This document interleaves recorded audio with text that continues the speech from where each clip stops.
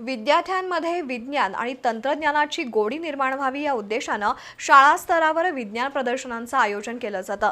पन्हाळा तालुकास्तरीय विज्ञान प्रदर्शन आसुर्ले पोर्ले इथल्या आनंदीबाई सरनोबत हायस्कूलमध्ये घेण्यात आलं। शिक्षक आमदार जयंत आसगावकर यांच्या हस्ते प्रदर्शनाचं उद्घाटन झालं।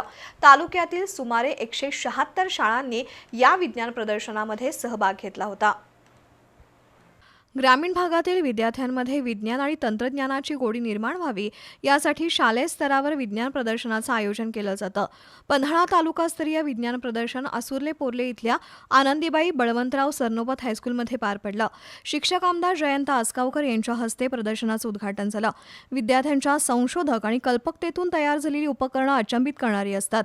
अशा प्रदर्शनातील कल्पकता भावी पिढीमधून वैज्ञानिक निर्मितीसाठी उपयुक्त आहे, असं आमदार जयंत आसगावकर यांनी नमूद केलं। या प्रदर्शनात तालुक्यातील 176 शाळा सहभागी झाल्या होत्या। प्रदर्शनानिमित्त विद्यार्थ्यांनी गावातून ग्रंथदिंडी काढली।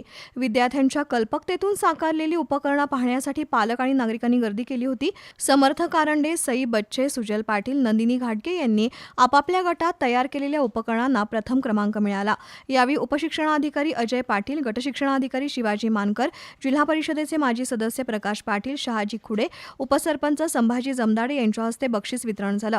यावेळी शिक्षक नेते बाबा पाटील, दादा सोलाड, परशुराम खुडे, उत्तम पाटील, पृथ्वीराज सरनोबत, मुख्याध्यापिका सीमा सांगरुळकर, बाबासो शेलार, बाबासो गवळी, अंगद शेवाळे, नामदेव पाटील उपस्थित होते।